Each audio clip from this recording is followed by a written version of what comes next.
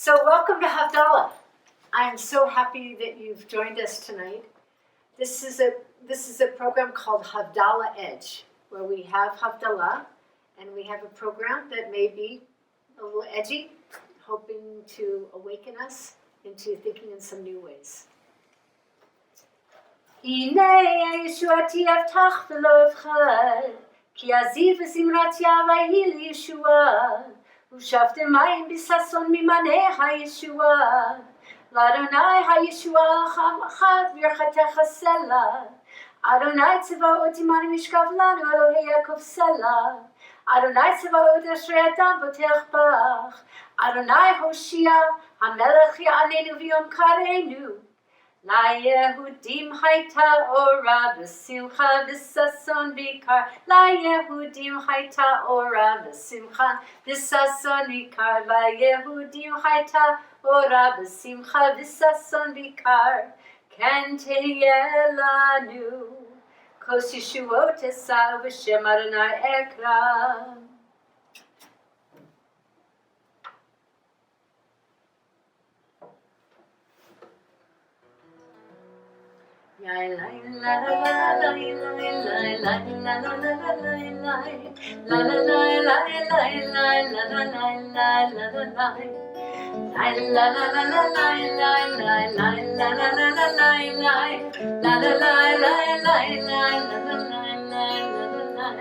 Baruch atah Adonai Eloheinu melech haolam Borei pari hagafen Borei pari hagafen L'chaim Yai la la la la La la la la la la la la la la la la Baruch atah Adonai Eloheinu melech haolam Borei minei besamim Borei minei besamim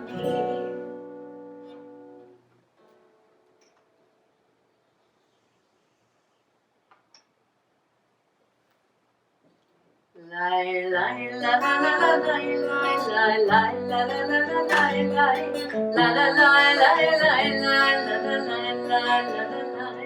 Baruch atah Adonai Eloheinu melech haolam Borei me'orei ha'esh Borei me'orei ha'esh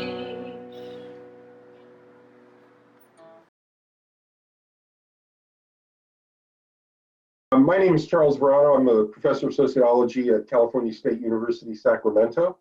And I'd like to introduce my good friend and colleague, Dr. Ricky Green, who I've known for 22 years. We came to Sac State in 1998 together. Dr. Green is an associate professor of ethnic sector of Pan-African Studies.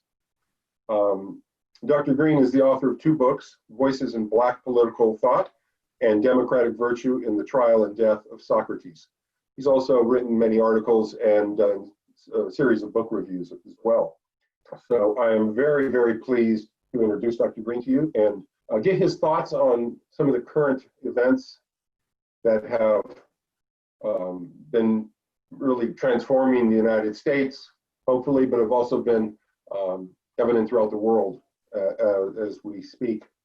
And Dr. Green's perspective on this, I think, will maybe help us see things in a different light, hopefully in a positive light, hopefully in a way that maybe we can move forward in a productive and transformative way. So I'd like to just start off, and I'm going to do away with the formalities, if it's okay, and just call you Ricky, as I always do. I'd like just for you to share your thoughts on the current situation that we face, the racial injustice in the United States, police violence in the United States, perhaps the pandemic. Thanks for the introduction, by the way. And what's going on now is it's different than other social unrests during the history of the United States. But in another way, I don't think it's different. The difference I think is with COVID-19 and all of the social distancing things that are going on. And I think that has added a little bit more intensity to the protest. Because especially for young people being isolated, basically, I think was hard. And then it also, I believe, made them feel a lot more vulnerable. And especially when you start to talk about, police action, because that isolation basically separated people out. And I know, coming from an African American community, that, when I was growing up and young, that being around fellow teenagers, individuals like me, being part of a community was a large part of security. And making people social distance, or the people needing to social distance, I think has made them, African American youth, feel a lot more vulnerable, especially when they already perceive the world that they're growing up in as hostile. That's an insight I haven't heard. I spoke to some students the other day, our department, to try to get their feelings and their thoughts of the situation. And there was a lot of anger expressed. Rage was a big word that that they used, but they also expressed the feeling of being overwhelmed. And when you say this notion of vulnerability, that contributes in some ways to the fear, and fear and anger are pretty close emotions sometimes. And I think they were expressing that sensibility that you just expressed, that the notion of feeling alone and isolated, and that is unique. Believe it or not, I remember the protests in the 1960s. I was a child, but I remember watching it. I've seen these, waves of protest. And do you notice anything unique about this particular wave? Do you think it's different in terms of its composition? It's different in terms of its demands? Do you think it's different or similar in terms of its breadth? I think that the difference started with the most recent riot in Los Angeles. And I think that what you saw with the Los Angeles riot is that protests, I would argue, in the 60s were always multi-ethnic. But with the unrest in Los Angeles, I think you started to see more diversity in terms of various ethnic groups. And I think the intensity of anger was really great with the LA riots, that it was demonstrated in a lot of ethnic communities, particularly African American and Latino American. So I think that change had already started to take place with the Los Angeles riot. And what we see now with the protest is a second stage of that development. almost a second generation of that development. And truthfully, I think that in terms of social unrest and protests, younger people today are a little bit more sophisticated.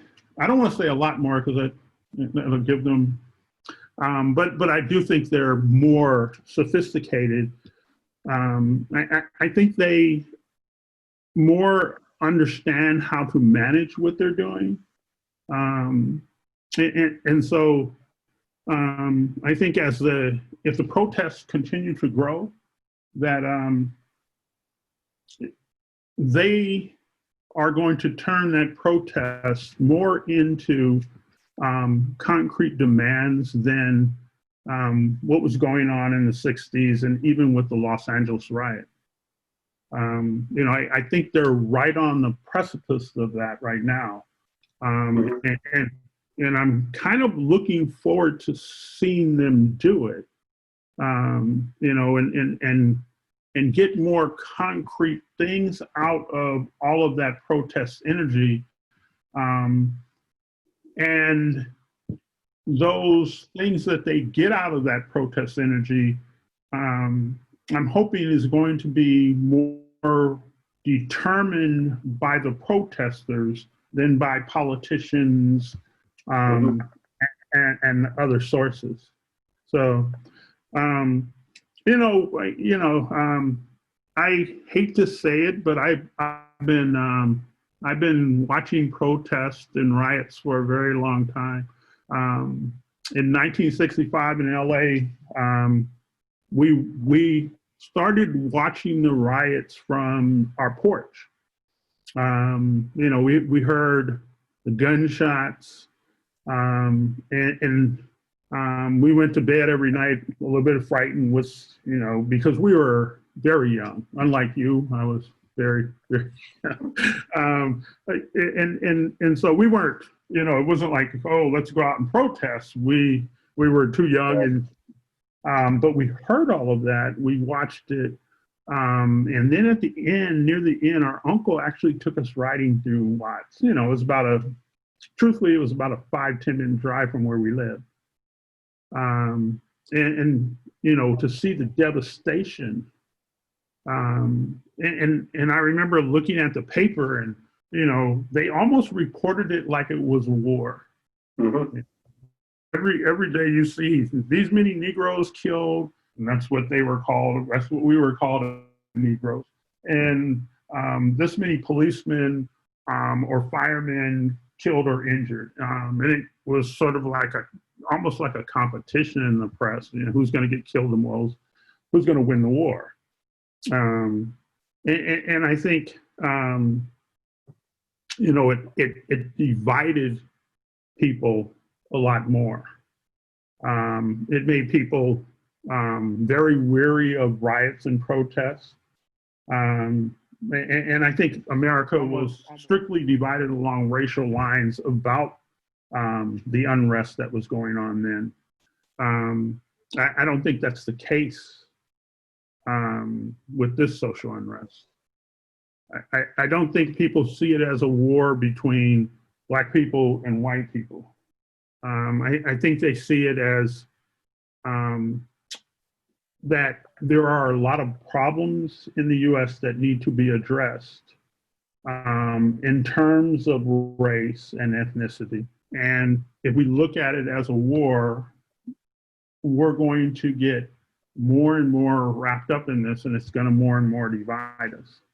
And also, I think some of the sentiment that started out with COVID-19, we're all in this together type of attitude has added to that, where people are looking at this very differently. And I think even more differently than the Los Angeles riot.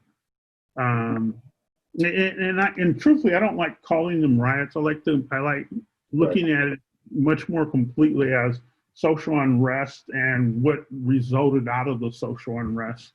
And I think when you start to look at the two populations that are most involved in the social unrest, African Americans and Latinos, I think most of the social unrest comes because they are primarily and historically have been primarily treated as disposable labor.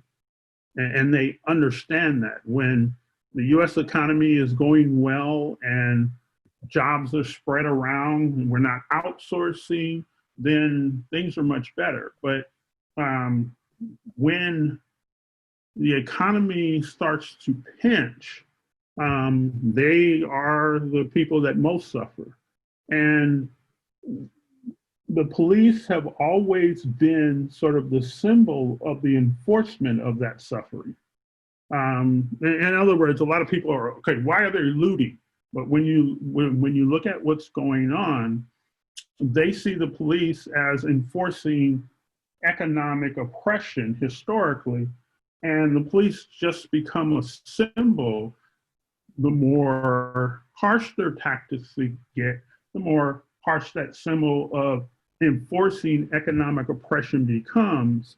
And so the social unrest is not, it is against the police, but I would argue underneath all of that, it's against that economic oppression that's taking place, and especially over the last 30 years where prisons have been built to get people off the street because they could no longer fit into the labor needs in the United States. No, Especially in a lot of metropolitan areas. I completely agree with that point, and I think that's one of the, if I may, that's one of the big differences I see between 1965 and 2000. This protest and social unrest, it builds upon, I would say, almost 50 years of growing inequality. And that inequality has afflicted the Latinx population and the Black population disproportionately. And if you throw into that the 2008 depression and the housing burst, that most affected the working class and the ethnic working class in the United States. So that's a complete difference, a historical difference from the 1960s, where you had at least, the Great Society work. We don't have that now. After the catastrophe that we call Ferguson, there was a police chief that was interviewed, and your point about economic oppression is so right on in my sense. This police chief they were interviewed, I was listening to this interview on NPR, and what he said was, there's so much inequality in this country, and you send us in to clean it up. And when he said that, and I said, keep going, and then they ended the interview.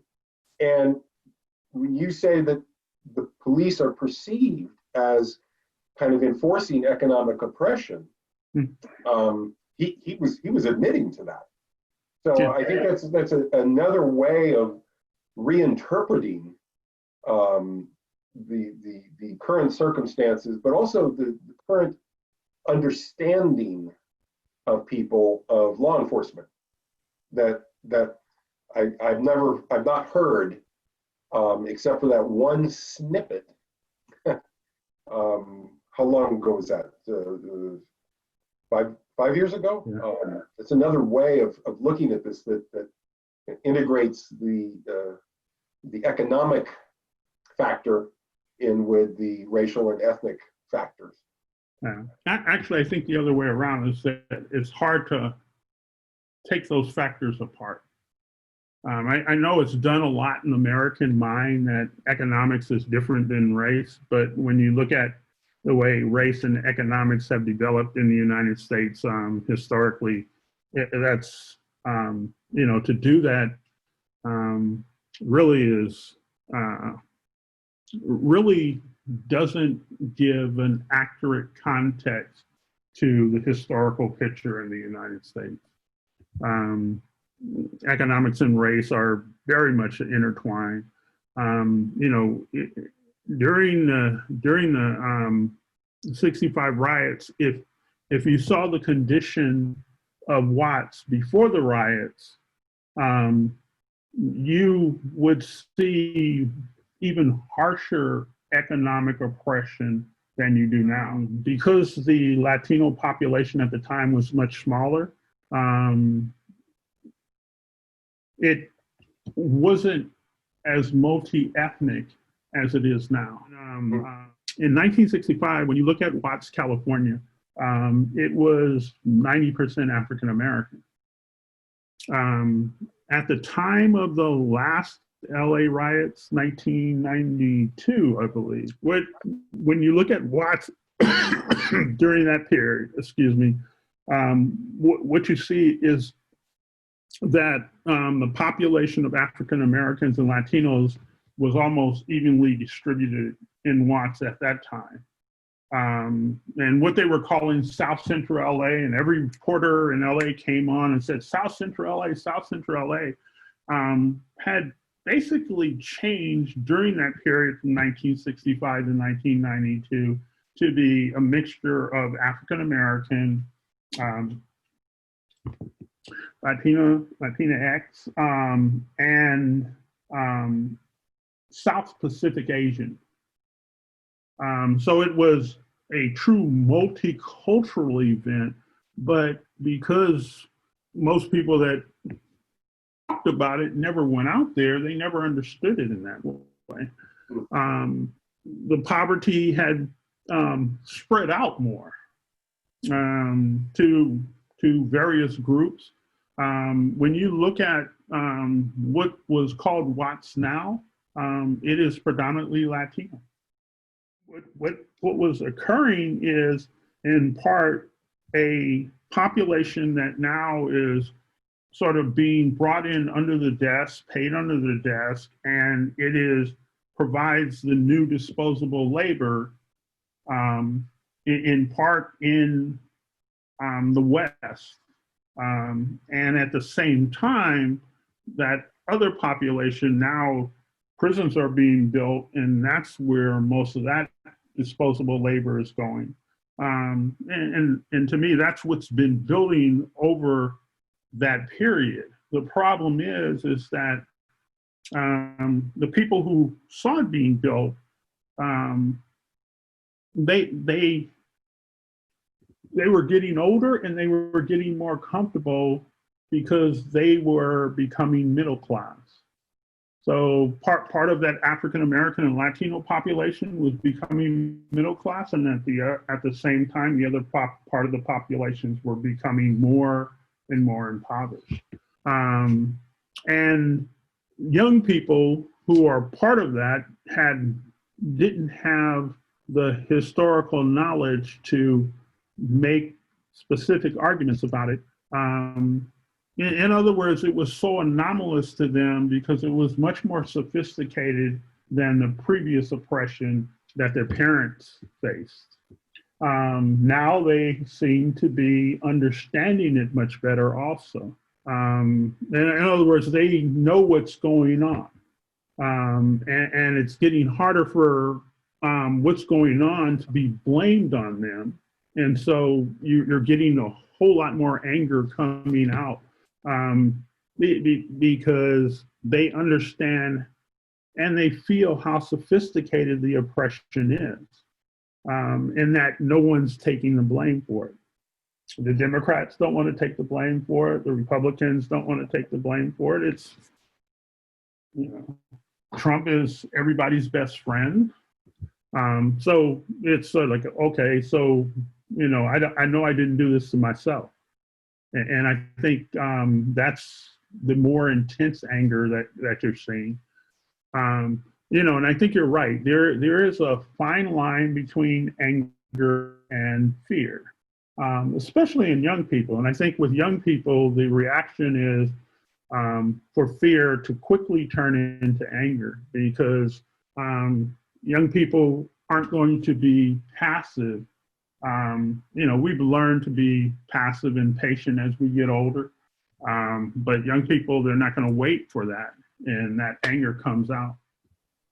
Something that includes the voice of the people who have historically suffered in this manner needs to take place. And that may really rankle forces in the U.S. But to me, that's what needs to go on. In some ways, some people need to be more quiet, and some people need to speak up more. And that's, I don't know, and that's my hope. So much of the 1960s civil rights movement was focused on getting people to the polls and getting people to vote and taking advantage of the Voting Rights Act and transforming the political system by moving different people into it. I do know that this phenomenon always exists in all societies, and it's, to me, something that has to be overcome before all of that happens. And that may be why politicians, social leaders are so essential, is that when you look at the conflict between classes, between different portions of the population, the conflict is always where the top of the bottom and the bottom of the top meet. So in a stratified society, you have conflict between people who are at that middle class and then the little wealthier classes. And that competition is really intense right there. As you get above those boundaries, it lessens. And the same thing happens with that middle class and working class. And part of the reason is because when middle class people are threatened to fall into that working class, which when they look at the working class and they understand the problems that people in the working class have, they fight harder to stay out of there. And to me, that's what needs to be overcome. More things are needed for that intense competition between, at that level, can be turned into more cooperation to me. We need to find ways to guarantee for people that they're not going to fall out of a bracket that is essential for life, and to pull other people up into that bracket. So we no longer have a working class and a middle class, but we have stable places where people are able to live and provide for the development of themselves and those people that they're responsible for. Democracy is a very fragile form of government, but the more of it we have and the more of it we can get, I think we're better off with those problems than we are going in the other direction. So, yeah, I totally agree with you. I really appreciate your time. I appreciate your insight. I've always appreciated that ever since I first met you 22 years ago. I thank you for joining me and addressing these issues, and hopefully the better angels of our nature will shine through as we move forward. Okay. Well, yeah, thanks for having me. You've made me think a lot about things that I have been watching, and it also helped me deal with some of the anxiety I have about it. So I'm glad to be on, and I have, over the 22 years, appreciated your insight a little bit. No, I've always appreciated your insight and your friendship. Well, thank you, Ricky. We'll see each other soon. All right, take care. All right. Thanks.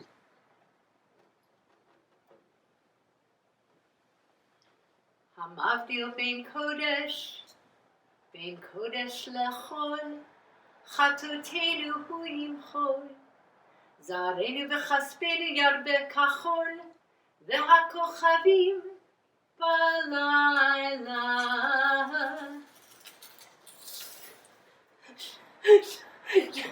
It happens. Shavua tov, Shavua tov, Shavua tov, Shavua tov, Shavua tov, Shavua tov, Shavua tov, Shavua tov. A good week, a week of peace. May gladness reign and joy increase. A good week, a week of peace. May gladness reign and joy increase. Eliyahu Hanavi, Eliyahu Hatishbi, Eliyahu, Eliyahu, Eliyahu Hagiladi, Yimera v'yaminu, Yahavor Aleinu, Imashiach ben David, Imashiach ben David, Miriam Hanivya, Oz b'zimra b'yada, Miriam tirkud itanu, Letagahel et ha'olam, Miriam tirkud itanu, Letagahel et ha'olam.